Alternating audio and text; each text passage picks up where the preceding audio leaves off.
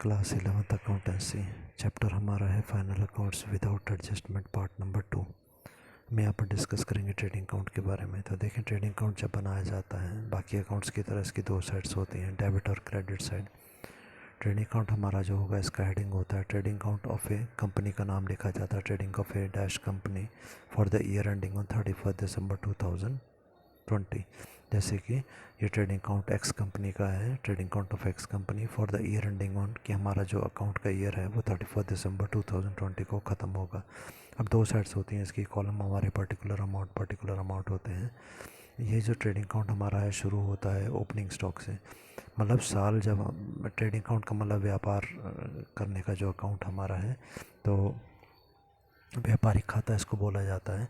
तो जब हमारा साल शुरू हुआ उस टाइम पर हमारे पास कितना सामान बचा हुआ था पिछले साल का, तो साल शुरू हुआ है तो उस टाइम पर हमने नई अकाउंट की किताबों को ओपन किया है, खोला, इसलिए हम इसको कहते हैं ओपनिंग स्टॉक। स्टॉक मतलब सामान।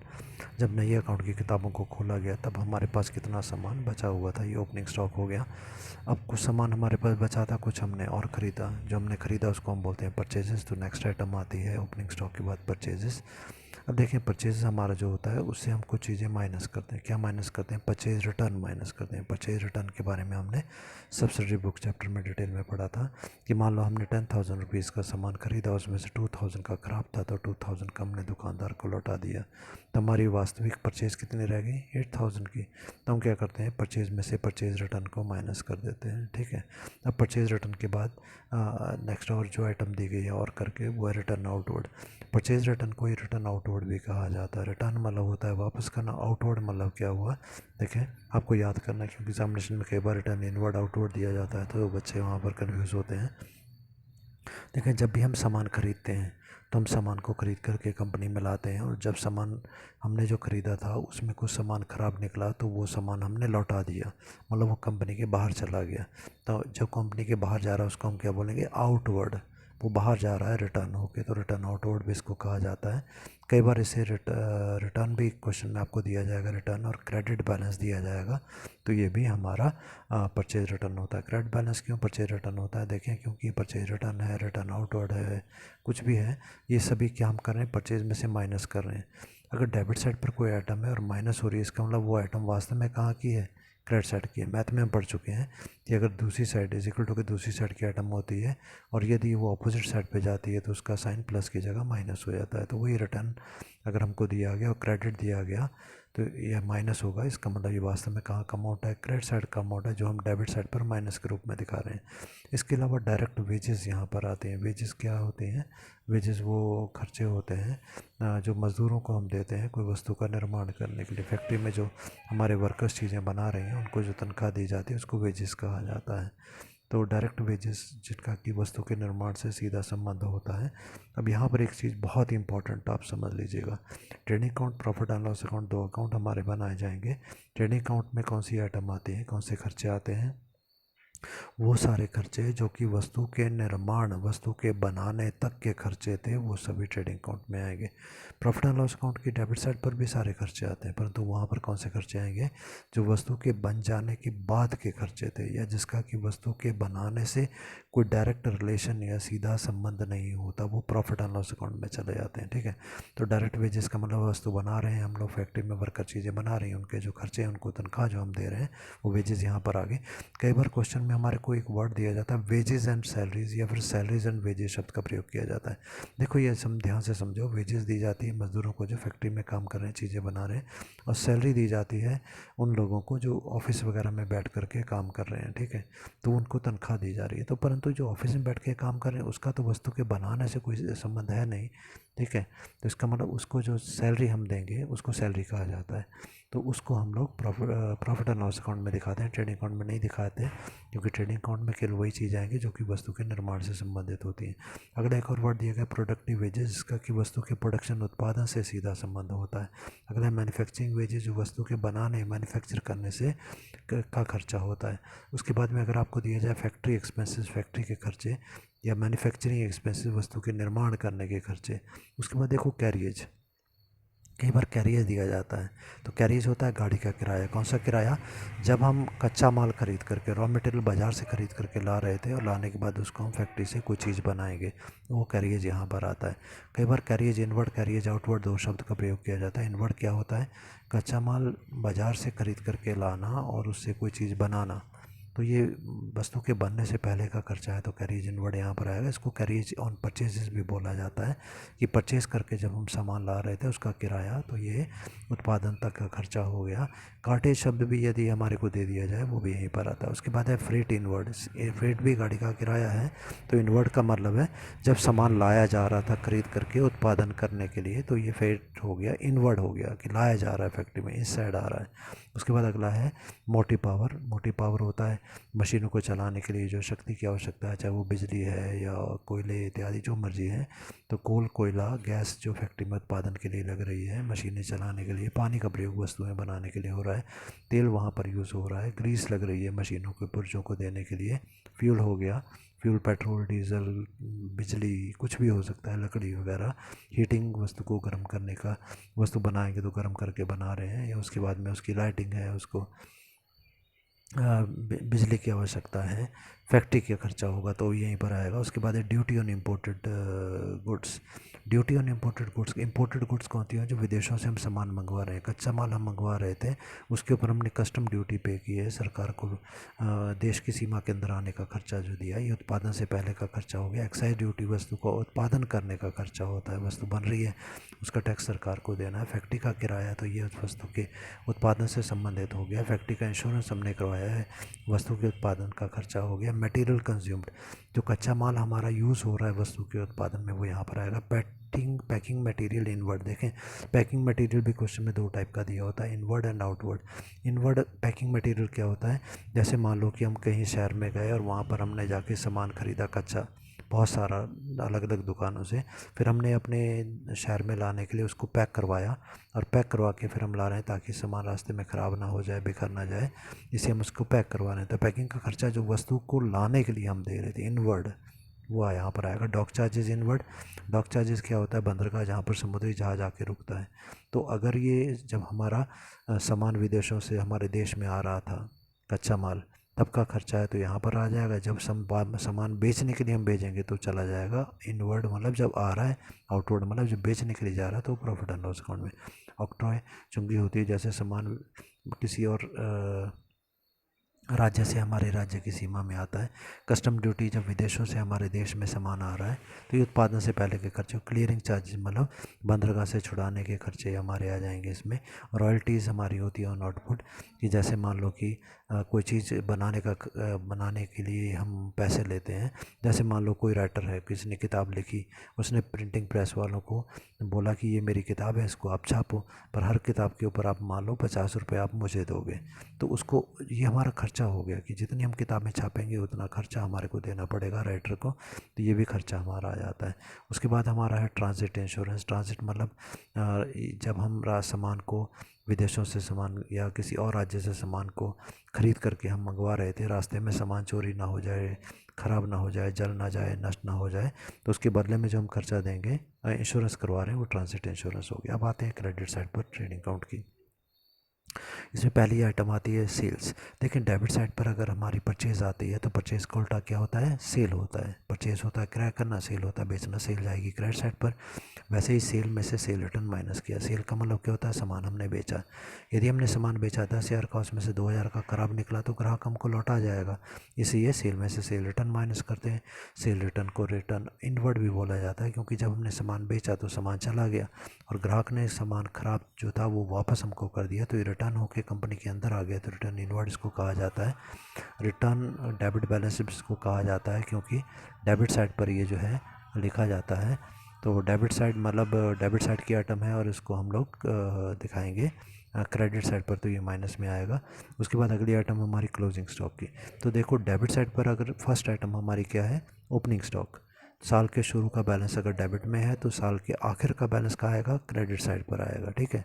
तो ओपनिंग स्टॉक साल के शुरू में है, मतलब ट्रेडिंग अकाउंट की डेबिट में है, और ट्रेडिंग अकाउंट की क्रेडिट साइड पे लास्ट आइटम क्या आ गई? क्लोजिंग स्टॉक आ गई। अब उसके बाद में देखें, हमारे को दो आइटम दी गई हैं, ग्रॉस प्रॉफिट और ग्रॉस लॉस।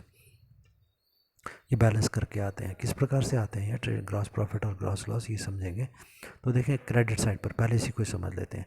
क्रेडिट साइड पर क्या हुआ, डेबिट साइड पर सारे खर्चे वाली आइटम आ गई और क्रेडिट साइड पर लाभ वाली आइटम आ गई। ठीक है, तो जब क्रेडिट साइड पर सारी नहीं डेबिट साइड पर सारी खर्चे वाली आइटम आई तो हमने डेबिट साइड का टोटल किया। मान लो डेबिट साइड का टोटल आया 10,000 रुपीज़ और क्रेडिट साइड पर जो आइटम है इनका टोटल आया 8,000 रुपीज़। तो डेबिट साइड पर खर्चे हो गए 10,000 के, लाभ केवल 8,000 का हो गया। हम दोनों साइड को बैलेंस करेंगे तो बैलेंस हम कौन सी दिखाए, 2,000 रुपये जो कम पड़ा वो कौन सी साइड पर लिखेंगे, क्रेडिट साइड पर लिखेंगे, तभी तो बैलेंस बराबर होगा दोनों साइड का। तो ये लिखते ज़रूर हम उसको क्रेडिट साइड पर हैं, पर ये होता क्या है, लॉस होता है। क्यों? क्योंकि डेबिट साइड का टोटल ज़्यादा है, डेबिट साइड का खर्चा है 10,000, क्रेडिट साइड का टोटल केवल हमारा 8,000 दिया है, इसलिए ग्रॉस लॉस को यहाँ पर। इसी का बिल्कुल उल्टा यदि हम ग्रॉस प्रॉफिट की बात करें तो क्या हुआ, क्रेडिट साइड का टोटल आया मान लो 10,000, डेबिट साइड का टोटल केवल 8,000 आया। तो 10,000 में से 8,000 कम कर देंगे तो डेबिट साइड पर हम लिखेंगे 2 ग्रॉस प्रॉफिट, ये बैलेंस करके आएगा। ठीक है, तो हम लिखेंगे डेबिट साइड पर 2 ग्रॉस प्रॉफिट। पर ये होता क्या है, क्योंकि क्रेडिट साइड का टोटल ज़्यादा था तो ये लाभ होता है, पर हम इसको दिखाते हैं बैलेंस करने के लिए दिखाते हैं, तो ग्रॉस प्रॉफिट जो है वो डेबिट साइड पर आता है। ये हो गया ट्रेडिंग अकाउंट। उसके बाद आते हैं प्रॉफिट एंड लॉस अकाउंट की आइटम्स पर। प्रॉफिट एंड लॉस अकाउंट की आइटम बहुत ज़्यादा है, ज़्यादा नहीं आ रही थी, इसलिए मैंने डेबिट साइड की आइटम को 2 लाइनों में लिख दिया। जल्दी से डिस्कस करते हैं। ग्रॉस लॉस सबसे पहले देखो, यहाँ पर क्या होता है, ट्रेडिंग अकाउंट से जो आइटम आ रही है आपने नोट कर लिया होगा, तो यहाँ पर छोटा करके दिखाता हूँ मैं। ग्रॉस लॉस क्रेडिट साइड पर था ना प्रॉफिट ट्रेडिंग अकाउंट में, वहाँ से ये डेबिट साइड पर आ जाएगा, उल्टी साइड पर चला जाता है। हमने लेजर चैप्टर में डिस्कस किया था। और जो हमारा ग्रॉस प्रॉफिट है डेबिट साइड पर, ये चला जाएगा क्रेडिट साइड पर। क्यों चला जाता है, उल्टी साइड पर जाता है। क्यों जाता है, क्योंकि देखो जो लॉस है वो खर्चे वाली साइड ही आएगा। खर्चे वाली side profit and loss account की कौन सी होगी, डेबिट। डेबिट साइड पर सारे खर्चे और क्रेडिट साइड पर सारे लाभ। अब आते हैं हम प्रॉफिट एंड लॉस अकाउंट की डेबिट आइटम्स को डिस्कस करते हैं। हेडिंग हमारा है profit and loss account for the year ending 31 दिसंबर 2020। ऐसे ही हेडिंग होता है हमारा। ये साल ख़त्म हो रहा है जो 31 दिसंबर 2020 को, उसका प्रॉफिट एंड लॉस अकाउंट है। ग्रॉस लॉस हमने डिस्कस कर लिया। अब यहाँ पर वो सारे खर्चे आएंगे जिनका कि उत्पादन से संबंध नहीं है, इनडायरेक्ट है, उत्पादन के बाद के खर्चे। जैसे सैलरी, सैलरी हम किसको दे रहे हैं, ऑफिस में काम करने वाले लोगों को दे रहे हैं, तो इसका उत्पादन से सीधा संबंध नहीं होता, इसलिए प्रॉफिट एंड लॉस अकाउंट में आएगा। अगर क्वेश्चन में आपको सैलरीज एंड वेजेस दिया जाए, दोनों दे दी जाए, तो इसमें पहला शब्द देखना है हमने क्या होता है, सैलरीज, तो इसलिए सैलरी मानेंगे इसको। अगला हो गया रेंट, रेट एंड टैक्सेस। किराया वगैरह हम दे रहे हैं, टैक्स हम दे रहे हैं, तो ऑफिस का काम है, इसलिए प्रॉफिट एंड लॉस अकाउंट में आएगा। Stationery printing, stationery copy pencil किताबें प्रिंट हमने करवाए हैं, पोस्टर वगैरह ये किताबें हमने प्रिंट करवाई हैं, ऑफिस का काम है, उत्पादन से संबंध नहीं है, इसी प्रॉफिट एंड लॉस अकाउंट में आता है। वाइट वॉशिंग एक्सपेंसेस, हमने सफ़ेदी करवाई, इसका उत्पादन से कोई संबंध नहीं है। पोस्टेज और टेलीग्राम, डाक का खर्चा, ये ऑफिस का काम है, उत्पादन से कोई संबंध नहीं है, प्रॉफिट एंड लॉस अकाउंट में debit side. Audit fees, audit fees क्या होती है, हम अपने अकाउंट की किताबों को चार्टर्ड अकाउंटेंट से चेक करवा रहे हैं, तो ये भी ऑफिस का खर्चा हो गया, इसी इसको हम दिखाएंगे डेबिट साइड पर। उसके बाद लीगल चार्जेस, लॉ कॉस्ट, वकील वगैरह को केस हमारा चल रहा है, उसको वकील को पैसे दिए, उत्पादन से संबंध नहीं है, इसलिए खर्चा है पर डेबिट साइड पर। टेलीफोन एक्सपेंसेस क्या होते हैं, टेलीफोन का खर्चा आया, बिल आया, उत्पादन से संबंध नहीं है, इसलिए profit and loss account. Insurance हमने करवाया, उसका प्रीमियम दिया, खर्चा है डेबिट साइड पर उत्पादन से संबंध नहीं है, इसलिए प्रॉफिट एंड लॉस अकाउंट में। कमीशन हमने दी किसी को सामान को बेचने की, तो ये भी खर्चा है, तो डेबिट साइड पर बेचने का खर्चा है, इसलिए प्रॉफिट एंड लॉस अकाउंट में। एडवर्टीजमेंट, विज्ञापन हम कर रहे हैं, बेचने का खर्चा है, डेबिट साइड पर।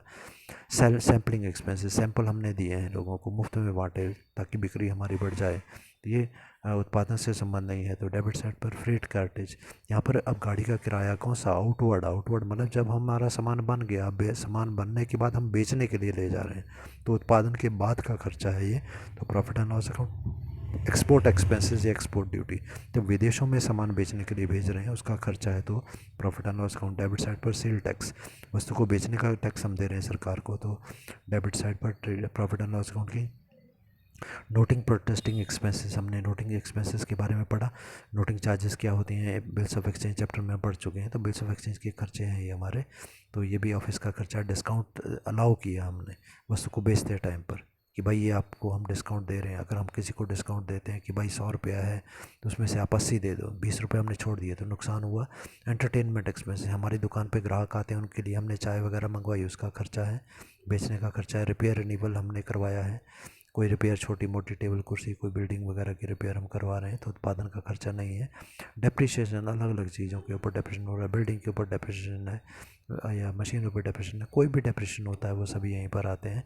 इंटरेस्ट हम पे कर रहे हैं, हमने उधार लिया हुआ था तो इंटरेस्ट हम पे कर रहे हैं, तो उससे हमारे को हानि हो रही है, तो डेबिट साइड पर। अगर केवल इंटरेस्ट ही दिया जाए, ब्रैकेट में डेबिट दे दिया जाए, तो डेबिट साइड पर आ जाएगा।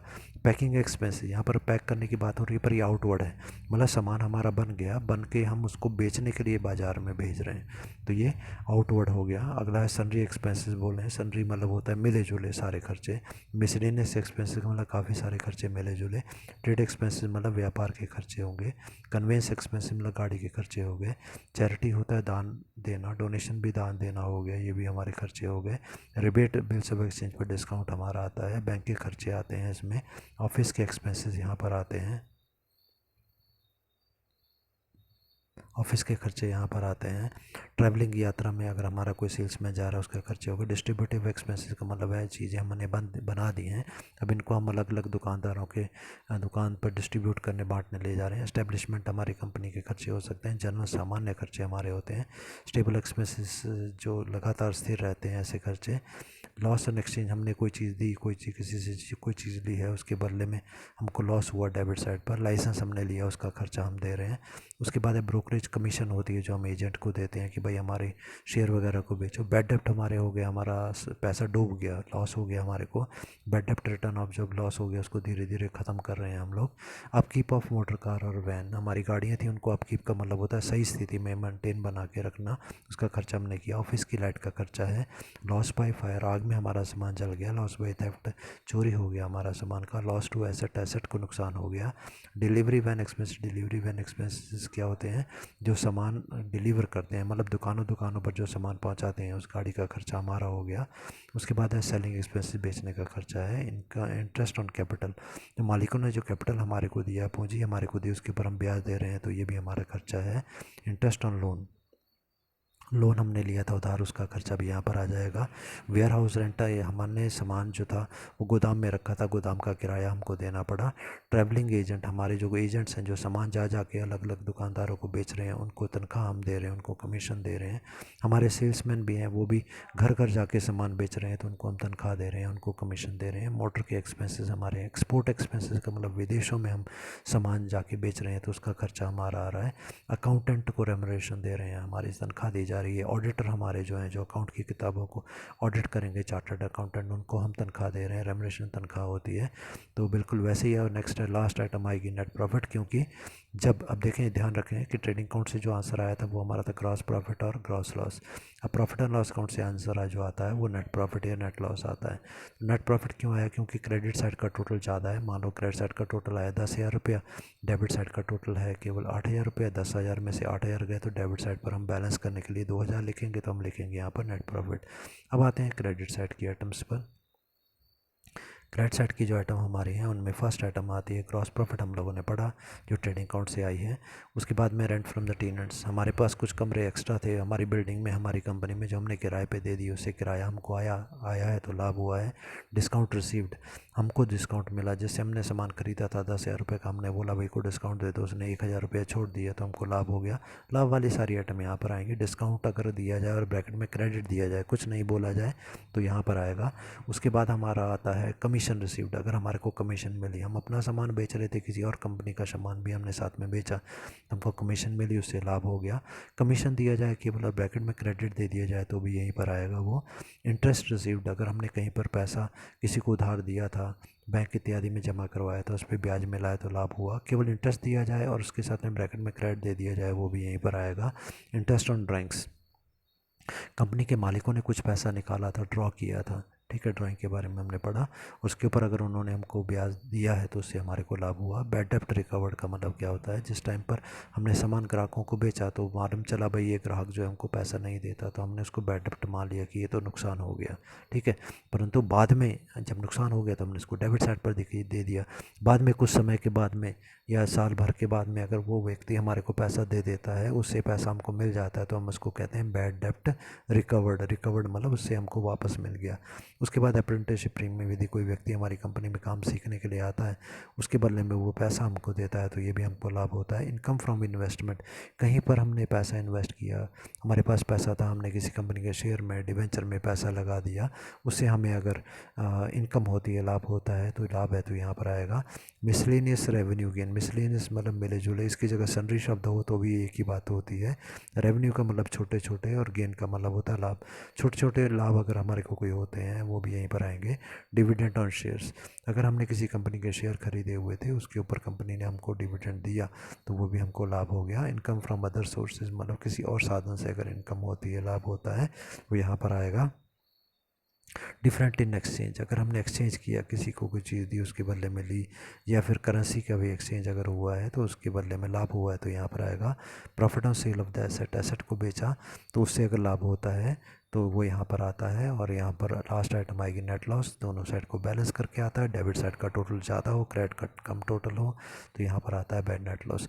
बस आप लोगों ने ये ध्यान रखना है कि profit and loss account trading account में क्या होता है कि ट्रेडिंग अकाउंट में डेबिट साइड पर वो सारे खर्चे आते हैं जो कि वस्तु के निर्माण करने तक के खर्चे होते हैं, ठीक है, और जिनका वस्तु के उत्पादन से सीधा संबंध होता है। प्रॉफिट एंड लॉस अकाउंट की डेबिट साइड पर वो सारे खर्चे आते हैं जिनका कि वस्तु के उत्पादन से कोई संबंध नहीं होता। दूसरी बात, जो कि वस्तु के निर्माण हो जाने के बाद के खर्चे होते हैं, वो यहाँ पर आते हैं।